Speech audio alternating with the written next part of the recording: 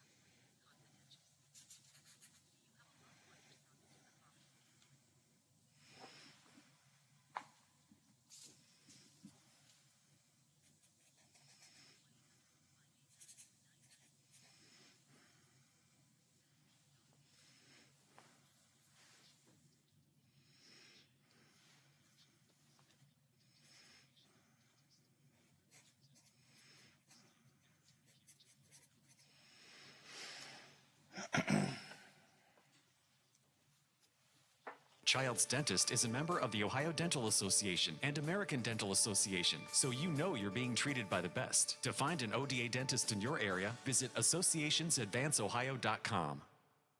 Introducing our new redesigned 7 News app. Our new app features a sleek, modern design, an easy-to-navigate home screen with quick access to local news content and a localized weather forecast. Subscribing to notifications is easier, and with one tap, you have access to recent push notifications. There are more ways to watch and find video. To get the new WTRF 7 News app, just update the latest version or download the WTRF 7 News app in your Apple or Google Play Store by searching WTRF. For all of your IT needs, visit OmniPerforms.com. Omni Strategic Technologies, the only IT company that the watchdog trusts.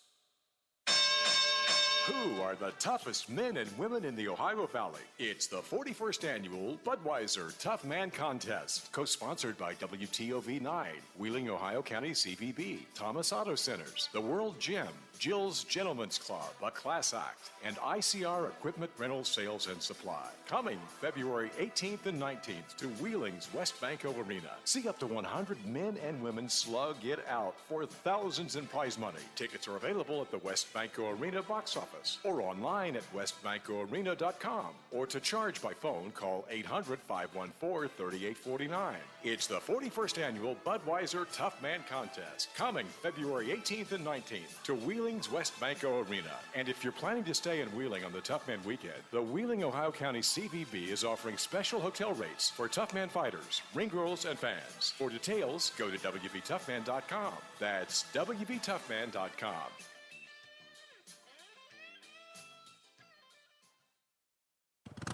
Thank you for riding with the Watchdog. Live and local, just the way you like it.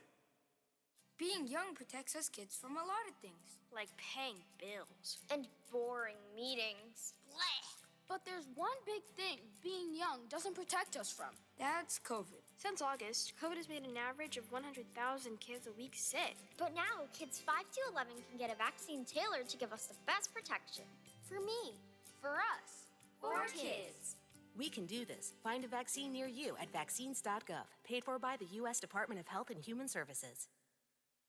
Hello, everyone, from the Watchdog. I am the Storm Tracker, Darnell Foster, with a look at your local weather forecast for your start to the work week. Look for a mix of clouds and sunshine with temperatures near 45 for the daytime high. The overnight low down to about 25 under partly to mostly cloudy skies. You'll see partly to mostly cloudy skies around for your Tuesday with temperatures in the mid-30s. Have yourself a great day, everyone, from the Watchdog. I'm Darnell Foster. The views and opinions expressed on the following program are not necessarily those of this station or its sponsors.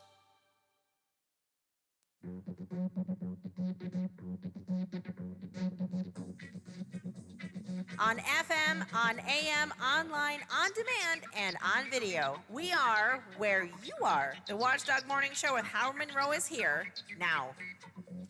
It's 8:10 in the morning on the Watchdog Morning Show. 27 degrees, Wheeling, Ohio County Airport. Little wind up there, feels like 21 with the wind chill factor. 22 degrees here at my home studios in the Elm Grove section of Wheeling, and no wind down here, so it feels like 22. 23 at the Robinson Auto Group Studios downtown Wheeling, in the heart of the Ohio Valley. Sunny and clear in the at least lower elevations. As I check all the traffic cams, it looks sunny and clear. It looks actually like a nice morning. Looked outside the door here at the home studios, and sun's up, and you're just beginning to put some nice color on the trees that are already, icy. And I look at all the traffic cams, and it's looking pretty nice outside. So sunny and clear around the valley. However, up in the higher elevations, there still is some fog. We'll see a mixture of clouds and sunshine throughout the day and the week. Maybe a light snow shower coming in tonight, but other than that, it's just going to be a mild week with temperatures in the mid-30s to mid-40s throughout the week. 42 for the high today, for example. And we don't look for any significant precipitation, rain or snow, until Friday or Saturday. So not all that bad. Most area schools, of course, are on a delay or a cancellation today. There are some lingering problems from the weekend's wild weather, including power outages, some icy back roads, all of that. We're trying to keep on top of that for you. Off the text line, which is now working again. Our text line was down for a while this morning, but you can text me again at 304-214-1600. Benwood Hill has had no power since Thursday. And again, I think that's part of the problem. There's still a lot of places without power. Benwood Hill has had no power since Thursday. 48 degrees inside our house, says one of the texters. Hopefully you got some nice warm blankets, I guess. Jeez, that's cold. Baby, that's cold inside. So if you'd like to text, you can do that, 304-214-1600. A lot of other things I want to do in the show this morning. We're going to talk about Supreme Court Justice Evan Jenkins in West Virginia resigning his position. What's he going to do next? It's a super week as we prepare for the big game. We'll check in on the odds and the ads on that. Winter Olympics are underway. You watching? Anybody watching? Bueller? I suspect the answer is no. Have we passed the peak for Omicron? We'll look at that with some of the latest COVID numbers. And the WVEA President Dale Lee is up on the show in just a handful of minutes. And Biff Dale has just sent me a text making sure we're going to call him, so you can go ahead and call him if you want to. In the meantime, I want to bring you the Capitol Report, a look at what's happening in Charleston. We do it for you every day as the legislative session is underway. Here's the morning Capitol Report. This is the Metro News Capitol Report.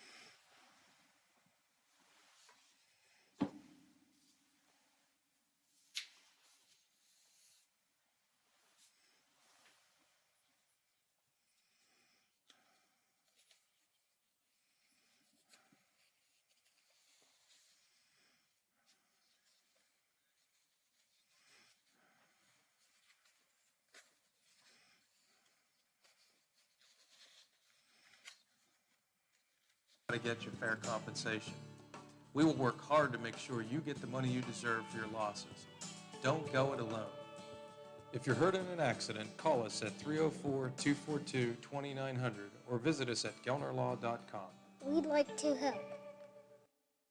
Being young protects us kids from a lot of things. Like paying bills. And boring meetings. Blech. But there's one big thing being young doesn't protect us from. That's COVID. Since August, COVID has made an average of 100,000 kids a week sick. But now, kids 5 to 11 can get a vaccine tailored to give us the best protection. For me. For us. For kids.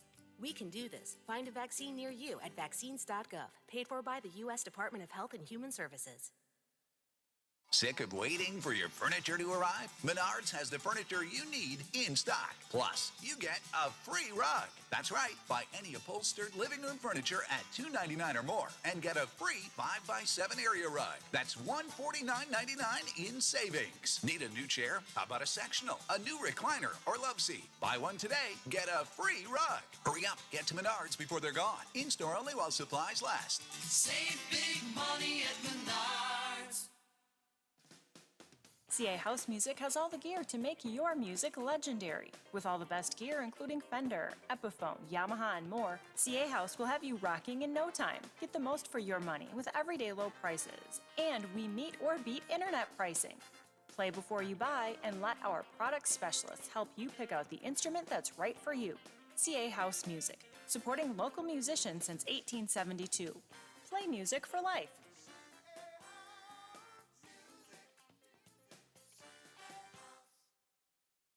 Dominating both AM and FM, the Watchdog is AM 1600 and 1370, FM 98.1 and 97.7. We are the Watchdog.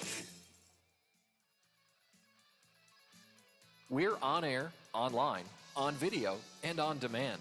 Find us where you like us. This is the Watchdog Morning Show with Howard Monroe. I am, I guess, just a generally skeptical kind of guy. I always wonder why things are done, for what reason. And I particularly wonder why things are done when I don't see any reason.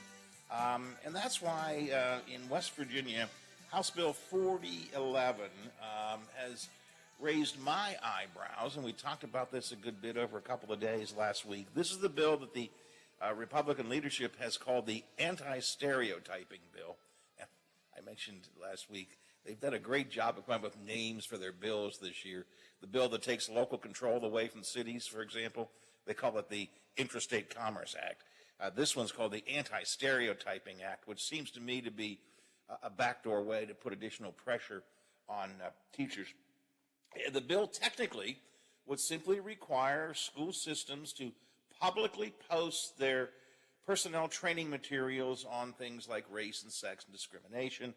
It also would forbid schools from embracing stereotypes based on race, sex, ethnicity, religion, or national origin. And it goes a bit further, things that you're not supposed to be teaching and so on.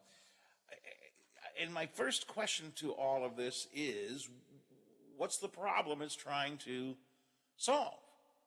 And if it is even solving a problem, what additional problems does it create?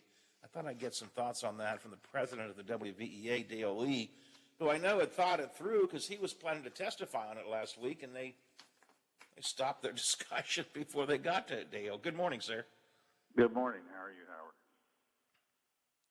So, what, were you like standing there in the well with all your notes and things ready to speak? And I was at the podium waiting to be sworn in. Oh, really? And they just said, that's it, we're done. We've had enough. Yeah, said, we don't want to listen to him. We're done. He's not going to change anyone's mind, so let's go ahead and get this done. What were you going to tell the legislators if they'd let you speak? Well, what I was going to say is that we teach West Virginia standards in our classrooms, devised by West Virginia teachers, and all those standards from pre-K to 12 are on the State Department's website. Parents can see every standard that we teach.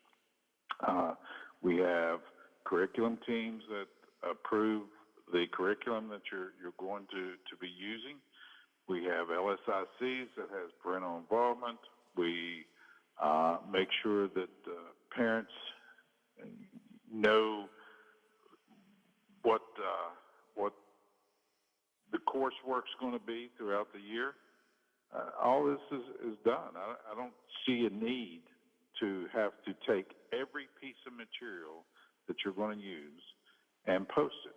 And what that does is creates chaos for a teacher. I mean, I'm primarily a math teacher, but I also taught some history. And some of my best history lessons were when we were going down a certain road, and the questions from the kids and their excitement would lead us down a second road. Now, if this bill were passed, would I go down that second road because maybe I haven't posted everything that I'm going to discuss or say in this second road that I take? So it really would just stifle all of that and put teachers under immense pressure and immense scrutiny for no reason at all. The purpose of this is, they're teaching these things in other states, the sponsor of the bill said, but he couldn't come up with a example of it until he was prompted and said, oh, yeah, Virginia. Well, come on. We are, this is a solution looking for a problem that's not there. I heard from several teachers over the last 4 or 5 days who said much the same thing that you said, that teaching is a fluid activity. Sure. While, yes, you have a lesson plan and you have your lesson, prepared, oftentimes teaching the right way veers off in a direction you hadn't planned because of the way the students respond to what it is that you're teaching, and you end up in discussions and conversations that aren't written down in your little book or posted on your website, but that are valuable lessons nonetheless for the students. And I heard from several teachers who were saying that. This bill doesn't really stop that, does it, Dale? The bill just, I guess, would make a teacher think twice about what they have to say or about doing something like that. Yeah, and that's it. And one of the things, and don't you agree, Howard, that we should be teaching our kids to be critical thinkers? And to be a most critical important thing we ought to be teaching them. Yeah, to be a critical thinker, you have to view both sides of an issue, whether you agree with it or not. You have to be able to know the opposition's position and their arguments, so you can come through and think for yourself and make decisions for yourself. The sponsors of this bill are making it out like we're trying to teach these kids all this terrible stuff, and really, without saying it, they're saying that we're trying to teach them critical race theory and everything else was absolutely ridiculous. I mean, we don't, like I said, we teach West Virginia standards. This really is a backdoor deal spinning off of that so-called critical race theory, which isn't taught in West Virginia, or actually in very many K through 12 schools. It's much more of an upper college, even higher education thing. But when that phrase, critical race theory, has come to mean in the conservative blogosphere, any teaching of racism, any attempt to talk about the causes of racism, any attempt to imply that racism was more than just an accident of history, it was an intent of history, all of that is bad juju in the minds of some people. But I've always been of the belief, I remember Dale Poe telling me way back in Philadelphia High School at the time, actually, if you don't study history, you're doomed to repeat it. I mean, it's a cliche that everybody has heard, but if you don't study history, you're doomed to repeat it. And you need to look at history in all of the good things and the faults as well. Otherwise, it's not history at all. And we should absolutely be teaching truths. I mean, everyone in West Virginia loves Katherine Johnson and gives her all the accolades, and we should. I mean, she really is a hero and helped John Glenn and the space program and everything else. But Howard, it was 50 years before we even knew who Katherine Johnson was. What is wrong with that picture? You know, the World War II. Anytime you go get need blood and need a blood transfusion or a plasma or anything else, you can really think an African American doctor, Charles Drew, who perfected all that and perfected the blood banks. But nobody ever talks about those things. Those are the truths that we need to know. Sanitized history is not history. No. I've often heard history is the victor's viewpoint, which is not always the correct viewpoint. This bill, HB 4011, doesn't actually, I believe I'm correct, and if I'm wrong, please correct me. It doesn't actually say you can't do these things. It doesn't actually create any kind of punishment for someone who maybe runs a field of this. But the real issue seems to be, and we talked with Brad Backlenny from Metro News about this last week. Brad said the real intent is for people to be able to bring public pressure to the school systems. True. Using this bill as a way to bring public pressure if they don't like something that's being done.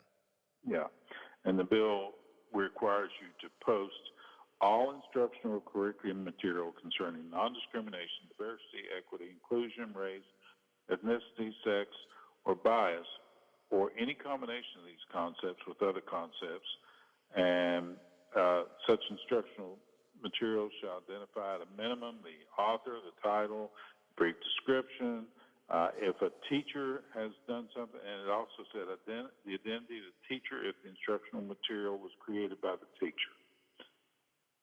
That just begs to criticize and crucify a teacher. And I hate to say it, but given the world in which we live, given some of the school board meetings we've seen across the state and the country over masks and over vaccinations, this is simply opening the door to more, it's more than just controversy. It's opening the door to more aggressive pressure from parents to teach their way. And I find that frightening. Yeah. But the implication, Dale, is that there are too many renegade teachers out there who are teaching their own personal political philosophy, and the only way to rein them in is to give public greater oversight of them. And heaven forbid we as parents don't impose our own beliefs on our children, do we? The best example I give is that for a democracy to thrive, citizens have to vote. You have to take your part in voting for the democracy. And if I'm teaching civics and I tell my students it's your civic duty to vote, I mean, you're not a good citizen if you're not out there voting to help our democracy and our government. And a kid goes home and says, Coach Lee said that I got to vote. And the parents say, we don't vote. We don't believe in that. Are they now going to take me to the board? Are they now going to crucify me over democracy? Well, this bill would allow that. And going back to a point you made in the very beginning, Dale, parents who want to be involved, and that's the critical point. You want to be involved, there are all kinds of ways to be involved. There is the publication of standards. There's plenty of opportunity. Every teacher that I know of and every school system that I know of invites parents to raise questions, to come in, talk to the teachers. If nothing else, go to parent-teacher conferences and so on. If you're a parent and you want to know more about what's being taught to your kid, you don't need a law to make it something you got to put on a website. You need, as a parent, to be more active to go and find out. That's right. That's right. And all you have to do is call and set up a meeting with your kid's teacher, and ask the questions. Teachers want parental involvement with their kids. too many times you try to reach a parent and they don't want to be involved in their child's education. So this is really just a problem, and fortunately it goes to judiciary. I'll try to speak again in judiciary. We'll see whether they move the question or not when I get up to the podium. But that's never happened to me before in 14 years, I have to tell you. It had to be a little stunning to you. I want to say yes, it was, but nothing surprises me here anymore. No, it really wasn't. Okay, I get it. This is part of a trend, though, and it goes beyond just these transparency bills, which are showing up in many different states right now.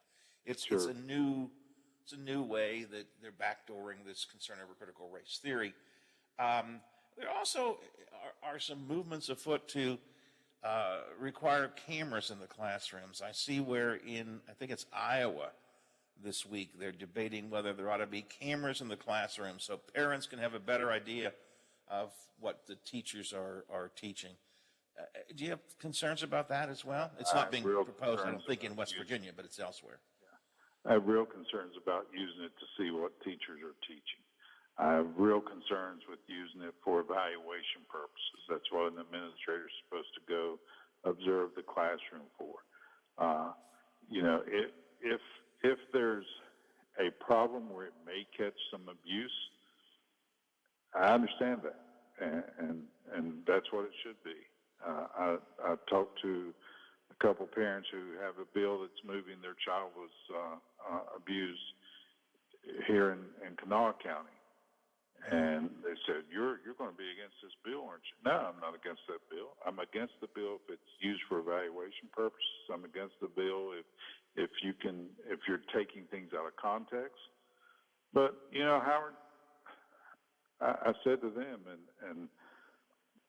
I don't want an abused child anywhere. So shouldn't we maybe think about putting cameras in the homes? Well, now you're just getting radical, Dale. Oh, yeah. I mean, gosh, heaven forbid that we really want to protect every child. Maybe we should pass some kind of legislation that insists that parents actually be involved in their kids' education instead of just saying they want to be involved. I think you would agree with me on this. Most teachers I know do. When you find students who are either excelling or are at least moving forward, doing well,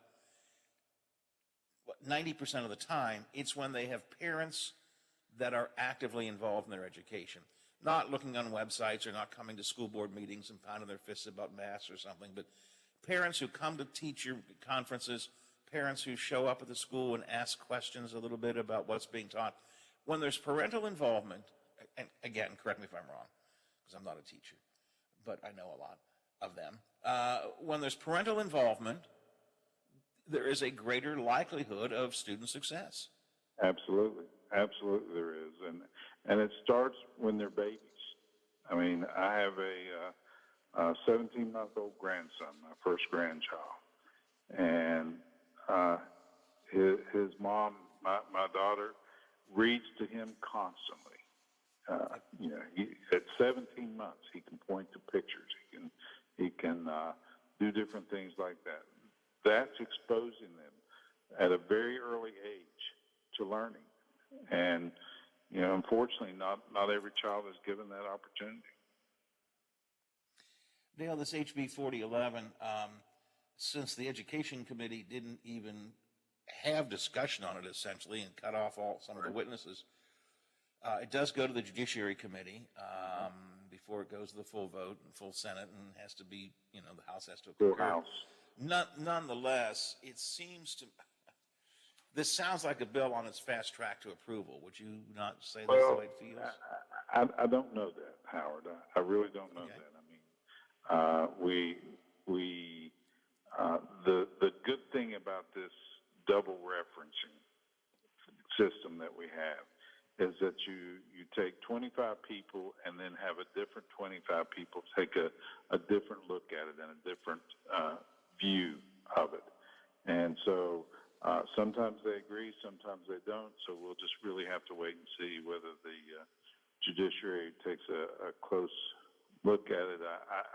I'm confident they're not going to be one to just rubber stamp and pass it through with no discussion. Dale, appreciate your time this morning as always. Always good talking to you. You've given us some insight to keep in mind as we continue to follow the progress of this bill, and we shall see. Thanks for joining me today. Howard, let me say one last thing. I'm really not being critical of parents. Our parents do a wonderful job and should be involved with their child's education, but we don't need to look for problems that are not there. And again, that's the first question I always ask is, what is this piece of legislation designed to solve? Yeah. And actually, as you pointed out, the question was asked of the sponsor of the bill, who really didn't have an answer. No, he didn't. We're just doing it because we can. So. Yep. All right. I appreciate All it. right. We'll talk again, Thank I'm you, sure. Howard. Thank you. Appreciate it. right. WVEA President Dale Lee this morning here on the Watchdog Morning Show. House Bill 4011 in West Virginia. It's they're calling it the Anti-Stereotyping Act. It's a transparency bill. It's a new movement by the conservatives in America to the critical race theory approach they took. It was kind of eventually the public's going to get an understanding that critical race theory isn't taught in schools, and what they call critical race theory is simply talking about the whole wide range of issues that face this country in terms of race and ethnicity and so on. And since it didn't seem to be working, that criticism kind of losing some fight, they're now trying this transparency bill as a way to gin up public anger. That's my belief. We shall see. And again, I know Brad McElhaney and I often talk about, I know that sometimes your eyes glaze over when we talk about process, but you got to talk about the process. When the Senate Education Committee is holding its introductory discussion of the bill, and they don't even allow all of the scheduled witnesses to speak, and there isn't even any discussion really among the members of the committee on how good, bad, or indifferent it is, and when they don't allow any amendments to be made, but they simply go at some point, it's enough. We've pretended to care enough. Let's just go ahead and move this bill along. That's scary stuff, and we'll see. That goes to the Judiciary Committee this week. I'm sure Brad and Stephen and Mark Curtis and the others will be following it, and we will be too, here on the Watchdog Morning Show. So, many of you, probably as I do, you use a delivery service to get food brought to your house. But I've got the story coming up of a guy who used a delivery service to see if his wife was cheating on him.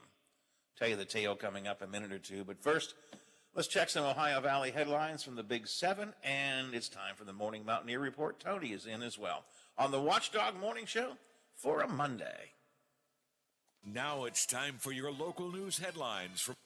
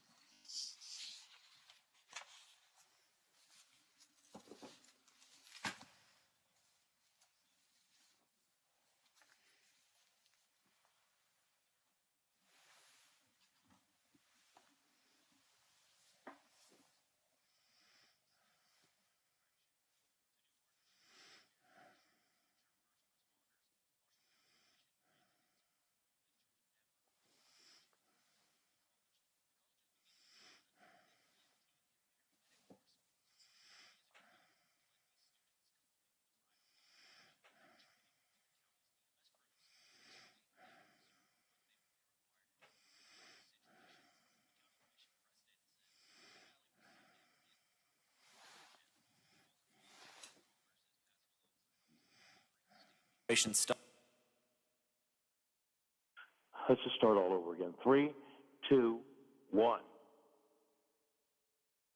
All items.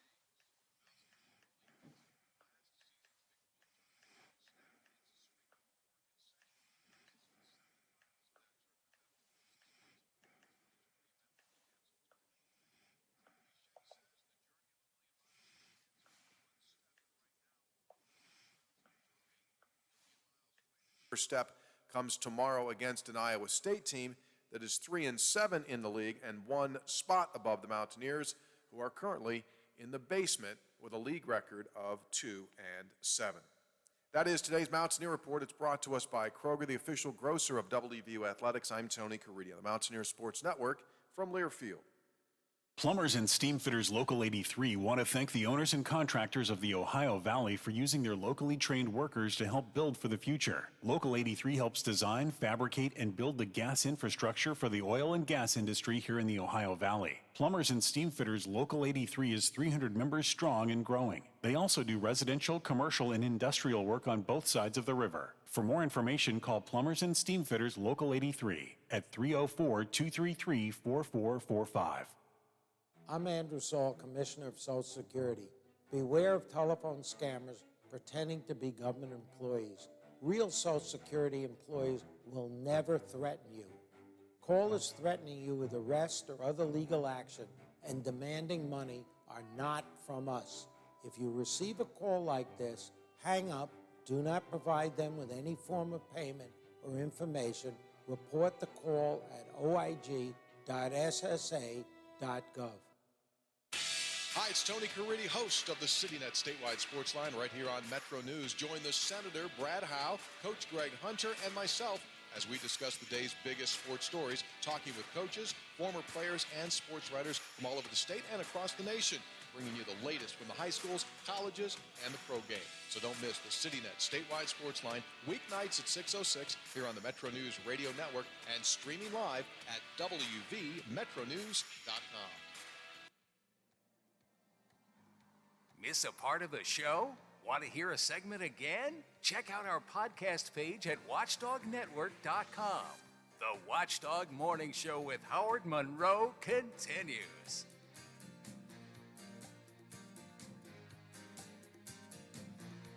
Roaming at 27 degrees at the airport, 24 degrees here at the home studios and at the Robinson Autogram Studios downtown Wheeling. In the heart of the Ohio Valley, going to get up to maybe 42 today. It's just going to be a mild couple of days. Might see a little bit of light snow later tonight, no big deal. And then no snow, no rain or anything to worry about until the weekend. Some rain and snow coming in Friday, Saturday. But again, that's not going to be a huge problem either. At least that's what Aaron Myler tells us from the Big Seven. 20 years, Biff, is hard to believe. One of Justin's brood, Justin, my middle son, one of his daughters is turning 20 today. And it's hard for me to believe that. I think about, it's been 10 years since they married into the family. And, you know, when you watch him grow from a kid, a 10-year-old, and now I just shake my head, 20 years old. Happy birthday to Sierra, but man, makes me feel old. You know, just... And the scary part is, and I'm sure your middle sons experienced this, but they grow so darn quick. I mean, it seems like you blink and, you know, they may still be young, but they act like they're teenagers, you know, when they're little, when they're 5 or 6 or however old they are. I mean, it's scary. And those years between 10 and 20, oh boy, you know, those are... It's like a different time flies type speed that it goes by. Yeah. And I think back, and I think of her as the little 10-year-old that I first got to know her as, and watched her grow. I mean, I've watched her grow, but still, I was looking at this morning and thinking, 20 years old, 20 years old. You know, I mean, they start out as kids, and then Biffy, you know what happens? Eventually, they become adults. Oh yeah. How does that happen? How does that happen? Then the next thing you know, you're out on a golf course and they're riding you around in the golf cart. It's exactly right. They're taking care of you. Of course, I got a 6-year-old who takes care of me. He was here over the weekend and he wanted to play Hot Wheels. And he got out. We know, by the way, now he has 108 Hot Wheels. Because we counted them, 108 Hot Wheels. And he had them all lined up on the floor, and he was racing them, and he wanted to play. And I said, hey, I want to play too. Let me come down. Granddad, you cannot get on the floor. Oh, yeah, no, I think I can get, I'll be fine. Granddad, you cannot get on the floor. Do not get on the floor. You are not allowed to get on the floor. And it's embarrassing. I have a 6-year-old. I can get on the floor if I want to. And I got a 6-year-old tell me, no, you can't. And I'm going, oh, okay, all right. But he looks out for Granddad. But they grow up. You're watching it yourself, with your nephews and stuff, you know, they grow up. Oh, I think both of them are going to give, my sister and brother-in-law, you know, they're going to give him a hard time. But I think he's going to be more than she will. He's going to be the one they're going to have to worry about. I mean, he's something. And again, she might as well be 18 already. I mean, just, you know, the way she acts, the way she talks. I mean, she's her mother, and there ain't no doubt about that. There's no denying who she takes after, and it's funny because the same things, you know, she does. You know, I can remember my sister doing that, the same stuff, and you know, he's something. I mean, I think a couple weeks ago, he was heading over to Pappy's house, he knows when they go across the bridge and he sees the river, he knows where Pappy lives. So he's pointing, he's going, water, and, Dad, Pappy, he's going, yeah, water. And he said, we going to your house? And yeah, we're going to my house. And he said, is Biffy going to be there? Dad said, no, he's not going to be there.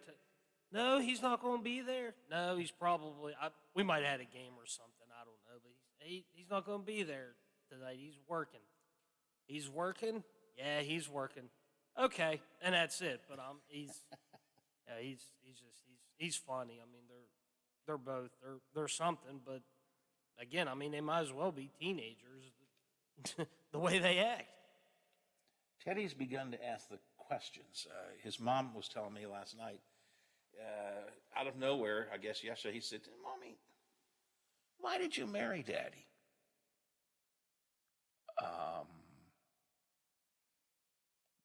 I loved him. And why do you love him?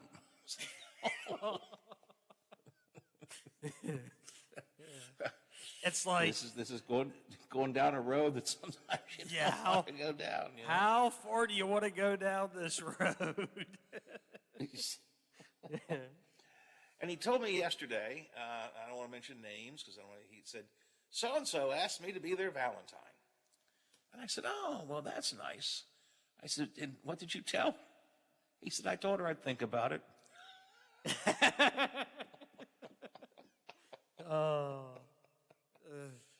Okay. And there was another little girl, he said, I think she might want me to be her Valentine too. And Granddad, of course, said, well, that's nice. You could have 2 Valentines. And this 6-year-old, you know what he told me? Granddad, that would be inappropriate. So where did he hear the word inappropriate from? Because no 6-year-old knows that. How does he attach that to 2 Valentines? Hey, when I was a kid, you could have. Can you be my Valentine? Yes. Everybody. Yes, you can be my Valentine. Well, I didn't have a lot of girls who asked me to be their Valentine, but it was like, yeah, sure. So they can both be your Valentine. No, that would be inappropriate, Granddad. Teddy, run like hell and keep running, buddy. I just love the fact that he told the one girl. I'll think about it. Let me get back to you next Monday on that one. I'll get back before Valentine's Day. It's 8:55, 5 before the hour, here on the Watchdog Morning Show. Off the text line, Howard, you say that makes you feel old? You are old. Gee, Bill, thanks a lot. Thanks a lot for that. I use all of the different, or almost all of the different delivery services to bring food to my house, Biffy. Delivery.com, which is the local one, and therefore I try to support them because they're local. DoorDash is very good, very all around the valley. I use DoorDash. I don't use Uber Eats too much, but some businesses do that. But I use them all. Now, when I use a delivery service like that, the purpose I use them for is to, deliver food, because that's kind of what they are. But I have here the story of a DoorDash customer who used them for something else. The DoorDash customer placed an order. It was a small order, as I understand it, and gave the driver the address to deliver it to. And then as the driver got close, they sent a little note saying, your driver, Sammy, is almost coming close to your house. And so he got this note that the driver was getting close. And then he called Sammy. Sammy, this is so-and-so. You've got the order I ordered? Yes. He goes, am I close to your house? The guy goes, actually, it's not going to my house. The address I gave you is my girlfriend's house. And I don't really want you to deliver it. You can keep the food. I want you to drive past her house, take pictures of the cars around her house, and send them to me. The guy thought his girlfriend might be cheating on him, so he thought he'd do some surveillance with the DoorDash driver as his, private investigator.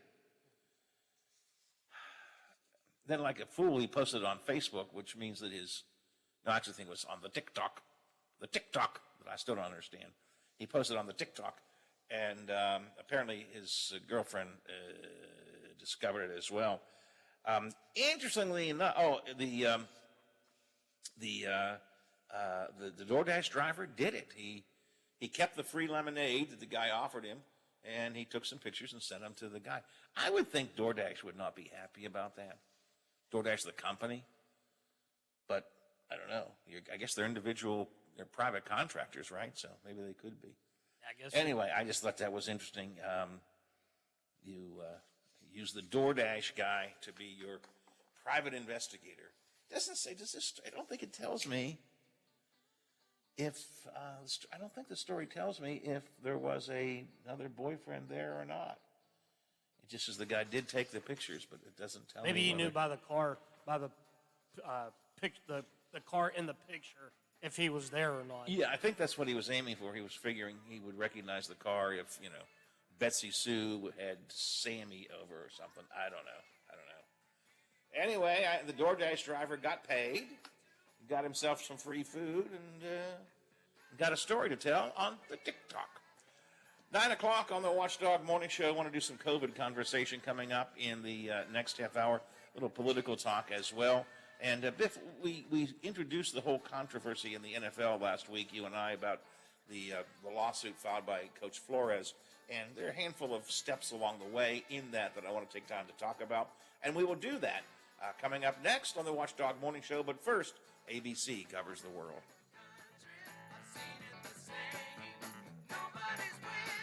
The Watchdog is FM 98.1, AM 1600 WKKX Wheeling, FM 97.7, AM 1370 WVLY Moundsville.